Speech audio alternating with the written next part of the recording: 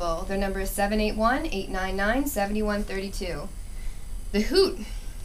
I can't even read that. Brandeis University Community Newspaper. Available in print or online at thebrandeischute.com. The, B-R-A-N-D-E, is hoot.com, as well as on Facebook and Twitter. Anyone interested in sports writing, please contact sports@thebrandeischute.com. Brandeis Hoot, Tori. Brandeis Hoot. Yeah, it's an owl. This is why I haven't done radio in a few years. That was pretty good. I thought it was okay. And finally, by the students of Brandeis University, to make a request, send an instant message to WBRS FM or check us out on Facebook and Twitter. This is WBRS, something for everyone. This is Underground Takeover. I am Adam in the Underground, if you didn't hear my unbelievably conceited message beforehand.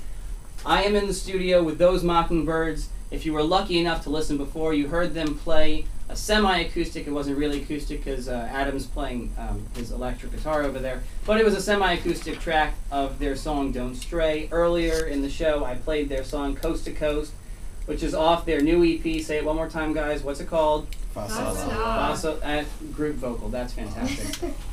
And we're going to hear... Okay, I guess I can tell you now. They're going to be doing their cover of Fleetwood Mac's, what song? The Chain. The Chain, one of my favorite Fleetwood Mac songs. I've been listening to that song. It's addictive. It's well done. Any of you guys who are music nuts out there, it's actually well done. And I know that Adam is itching to get going on the guitar, but I'm going to make him talk first. That's totally fine. When you're on the road, your guitar falls out of tune a lot because of the weather changes. And I realized halfway through Don't Stray that I was pretty much completely out of tune. So now I'm just kind of testing it real quick. My guitar was always out of tune, and that was even during band practice. I like to keep out of tune and then pretend I'm grunge, and then I feel self-righteous. And so anyone who makes me tune is, oh, they're not grunge enough for me. But I had some more questions. Yeah. You guys are clearly. Tori and I squared off last time because she's not as much of a Yellow Card fan as me. But I know I see the smile curling on her lips. But what are some of the artists? Who are some of the artists rather who really influence your music? And I know that a lot of people answer that question in terms of instrumentation or in terms of who they like to write in terms of song structure and all that. But I'm curious also who influences like your lyrical style and this, that, and the other thing. I would say lyrics. I don't really have somebody who inspires me too much. I really like a certain lyricist, but I always was into music for the melody and stuff like that. Like that's what always pulled me into it. I do like some lyricists. I think I'm more lyrically inspired by just the weird things that go on in my head. Like I really don't have a good answer for the lyric thing. No, I know where you're coming from with that. I always liked stream of conscious stuff. Like I think with me it's more like writers that inspire me, like literary writers. Like I really like Hunter S. Thompson and William Burroughs. What did you read? I've been reading a lot of Philip K. Dick recently. No, Lovecraft. You read that the other day too. Yeah, but I read Lovecraft the other day. It was really odd that you did, so. Okay. Anyway, I think literary writers are more of my lyrical inspiration than any other musicians, because I think way too many musicians are just writing really subpar. Yeah, I don't want to use digging a little too deep. Yeah, like people just try really hard to be super deep in their lyrics, and it's like you're a musician, you're not a poet most of the time. There are of course there are yeah, of course. That's why I put in that. But I don't know. I try not to take my lyrics overly seriously either, because I'm a guitar player. So, so what are some of the? I suppose it kind of relates to the last question. What are some of the artists that influence the music or the sound or the taste? and you can make that a two-part question. If you guys, if you guys could go on tour with anyone, dead or alive, who would it be? Who are some of the greatest? Well, not greatest, but who are some of the coolest people you've been on tour with in terms of you enjoy their sound, enjoy their show. Let's make that all one big question, and you can just kind of go stream of consciousness down that road. So dead or alive? Oh man. That's a big one. We had to go on tour with the Beatles because the whole planet would come see us. Because if the Beatles went on tour again with their original lineup, the entire planet would get tickets for it. So I would say I'd go go on tour with the Beatles. You're not just a guitar player; you're also a brilliant business manager. I gotta throw that in there because I wouldn't have thought of that. Thanks. I mean, to answer seriously, though, other than the Beatles, John, you got any ideas? I maybe want to party with the Grateful Dead. The Grateful Dead. You guys are picking people like I couldn't go dead out members. with the Grateful Dead. I don't think I'd be able to handle it. I'd smell. I wouldn't like the smell of all the patchouli oil. Yeah, his beard is probably pretty smelly. You Oh, guys Garcia? are pretty Yeah. smelly, so. Yeah. Also, I wear all black all the time, which is just because I just like that. And Jerry Garcia would probably not get along with me because he's covered in rainbows all the time, This is right? true. Yeah. There you go. For those of you out there, these are deep words from those Mockingbirds. What really matters when you tell someone you're going to be a musician, a starving artist, that is what really matters. What you just heard, whether or not you wear black or rainbows. True. You can either be a punk or a hippie, and I ain't being a hippie.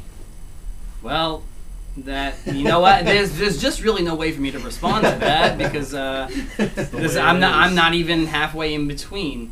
But I got a few questions left, and then we'll take a break, and you'll come back with your great cover. But one of the things is when you guys look back on this has been probably a great year for you. I mean, I'm not in the band, but you put out. You put out this new EP. You put out a great cover. You've clearly been playing shows, and as when you look back on something like that, I know it's hard to do the band thing. It's a tough thing to get into and to do well. And so the question is when you look back on that, what do you what do you feel when you look back on all that you've accomplished? And then, in fact, you could take it one step further. And people out there who are listening who want to do the band thing, want to do the artist thing, what would you say to them? Because it's hard. It's a tough industry. Yeah, the last year has been, for me, it's been a very much like I for years felt like I could accomplish certain things that I wasn't accomplishing in the past, and I didn't understand why, and I was very frustrated by it. So it feels good to do certain things I felt inside that I could do. So this past year, I'll definitely always remember as like, wow, okay, I legitimized myself to myself, as far as giving people advice who want to do any art, I don't know, but I can only speak on music. But in all honesty, like if you aren't doing it because you absolutely have to, like the love for it is just so intense that you absolutely have to do it. You can't live without it. Stop. Don't do it, because trust me, like it sucks. There's so much. There's just so much garbage you have to deal with. It's a no-frills lifestyle. Yeah, it's just, but there really is, and if you don't have it like embedded in your soul that like, oh my God, I have to do this in the same way that I need to breathe or drink water, you're probably gonna just waste your own time, and I can see Tori wanted to say something, so I'm gonna back away because I can't see Tori. So I've been trying to get words in, and it's just like, oh no. But I mean, Adam's completely right. I agree with him, and I'd say on top of that, practice a lot. Like don't go out there and play shows until you practiced a lot. You need to have that groundwork there before you can even start pushing things. The better you sound, the more things will happen for you. Just the way things are.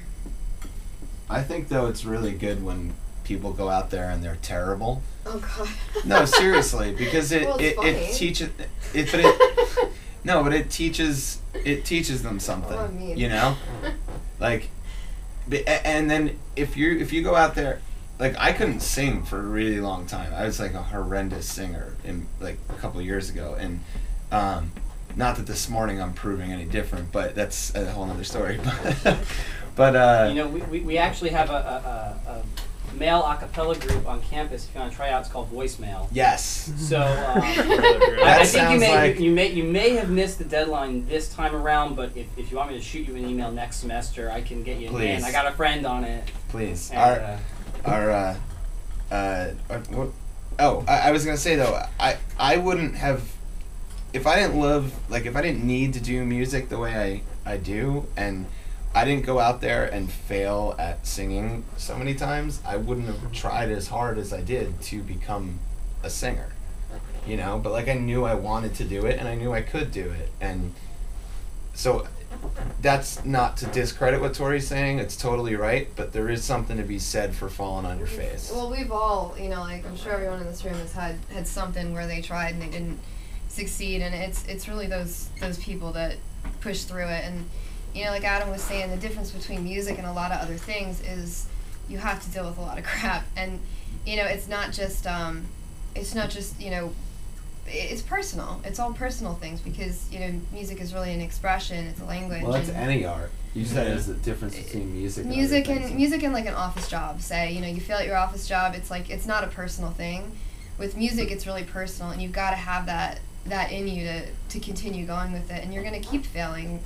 It's, you know, you just live for the music. You don't necessarily live for those failures or successes. It's a very tough industry. On that note, I'm going to cut you guys off a little bit. I'm going to play. Are you ready to play now? I'm ready to play, If you guys are ready to play now, then I'm not going to cut anything off.